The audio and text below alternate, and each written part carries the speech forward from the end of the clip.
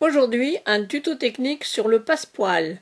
Qu'est-ce qu'un passepoil? La manière de faire son passepoil et surtout de le coudre en place. À la question « Peut-on faire son propre passepoil ?» La réponse est évidemment oui. Que faut-il? Là, pour la réponse, il nous faut apporter plusieurs précisions. Lorsque vous achetez du passepoil dans le commerce, la bande de tissu est toujours faite avec un billet. Et parfois, vous envoyez la preuve à l'endroit où les bandes sont cousues. La couture est toujours en diagonale. Et encore ici, elle est assez jolie. Vous pouvez donc utiliser du billet pour faire un passepoil. Ouvrez le billet, placez la cordelette au milieu. Je vais revenir sur les différentes tailles dans 2 secondes. Alignez les bords, aplatissez un petit peu, enlevez le pli et placez une pince pour maintenir le billet en place et pour que la cordelette ne bouge pas. Faites ça sur toute la longueur que vous voulez et ensuite vous ferez une petite piqûre tout le long à 1 cm. Vous pouvez aussi utiliser votre propre tissu. Vous le savez ou non, mais je vais vous le dire quand même. Quand vous achetez du tissu, de haut en bas, c'est-à-dire dans la longueur, je tire, ça donne pas beaucoup, c'est ce qu'on appelle le droit fil.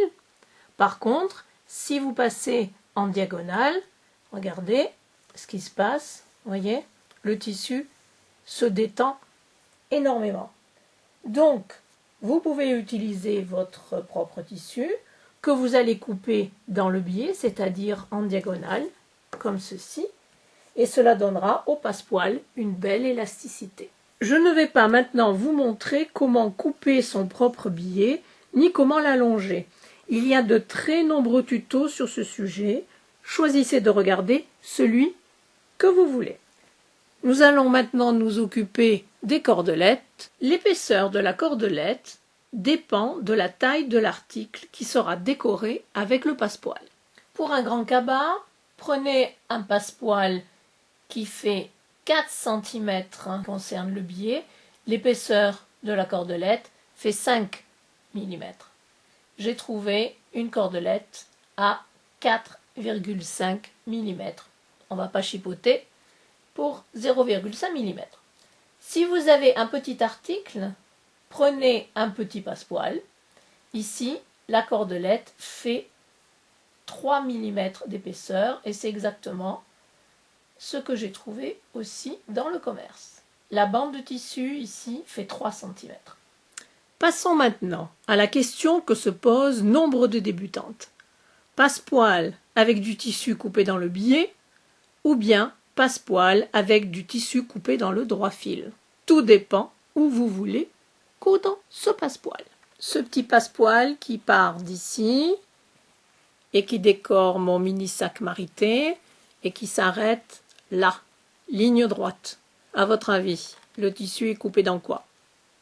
En effet, dans le droit fil. Par contre, vous voyez que ce passepoil qui délimite le bord de cette poche a besoin de faire une courbe. Donc, vous devez utiliser du tissu qui est coupé dans le billet. Il y a une certaine élasticité et le coin sera très joli, sans pli. Puisque pour mon projet, le passepoil sera cousu en ligne droite, j'ai coupé le tissu dans le droit fil. La bande fait 4 cm de large. On vous conseille de faire dépasser la cordelette de 1 cm à 1 cm et demi de chaque côté. Pourquoi pas, faites comme vous voulez, mais ici, je ne vais pas le faire. Pliez le tissu en deux, envers contre envers, pour bien envelopper la cordelette. Mettez des pinces tout le long et faites une piqûre à 1 cm du bord. Veillez à bien aligner les bords et lorsque vous mettez la pince, poussez le bout de la pince vraiment contre la cordelette. Ceci est la piqûre de préparation du passepoil. Vous voyez que l'aiguille est sur la gauche, le milieu est ici. J'ai coincé la cordelette entre mon doigt et la partie gauche du pied de biche. Je vais coudre lentement pour pouvoir contrôler la cordelette. Longueur de point 2,5. Bien vérifier que les côtés soient parallèles.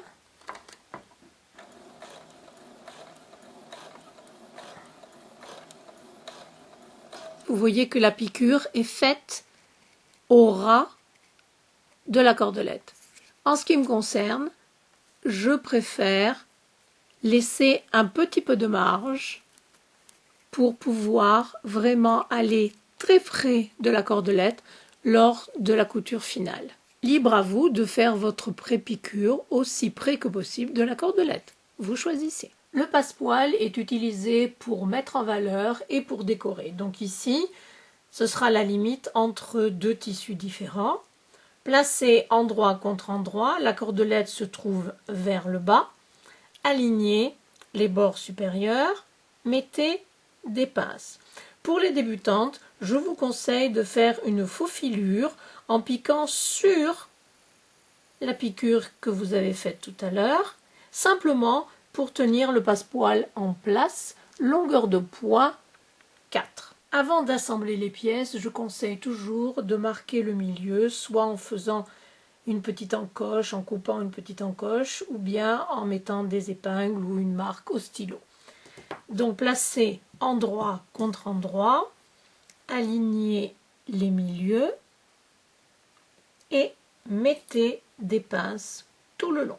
Les bords sont bien alignés, les pinces sont enfoncées jusqu'à la cordelette et maintenant utilisez le pied de biche spécial fermeture à glissière. La découpe qui est ici va venir s'enclencher sur la partie gauche de la broche, comme ceci.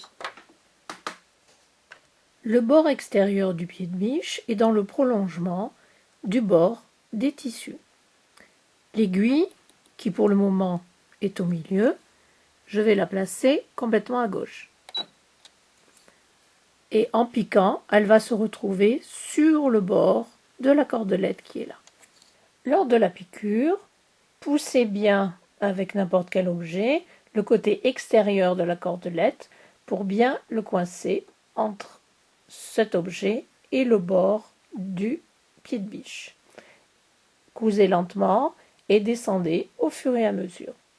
Longueur de point 2,5. Le pied de biche est baissé. Baissez l'aiguille. Faites un ou deux points en avant. Partez en arrière.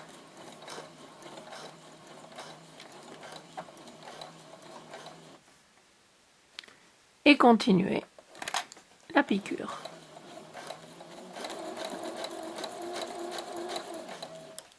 Nous arrivons à la fin du tuto, mais vous devez encore faire un choix. Soit vous allez plier le tissu ici avec le motif sur lui-même. Donnez un coup de fer pour aplatir la couture et vous ferez une surpiqûre à 5 mm du bord, longueur de point 3 ou 3,5 selon les épaisseurs. Avec cette manière, le passepoil est vers le bas. Ou bien, vous allez replier le tissu du bas sur lui-même, donner un coup de fer, vous ferez la surpiqûre sur le tissu ici uni, même longueur de point, et le passepoil sera tourné vers le haut. À vous de choisir. Finalement, avant de continuer votre ouvrage, n'oubliez pas d'égaliser les extrémités du passepoil. J'espère que ce tuto technique vous a plu et vous aura appris quelque chose. Je vous dis à bientôt. Au revoir.